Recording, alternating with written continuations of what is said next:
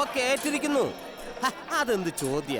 പാലക്കാട് വന്ന് ആരോട് വേണോ ചോദിച്ചു നോക്ക്, ഞങ്ങളുടെ പ്രൊഫഷണലിസത്തെ കുറിച്ച് പറഞ്ഞു തരും. കൂവു എന്ന് പറഞ്ഞാൽ കൂവിയിരിക്കും, കുറുക്കം പോലും ദക്ഷിണ വച്ച് നമസ്കരിക്കും.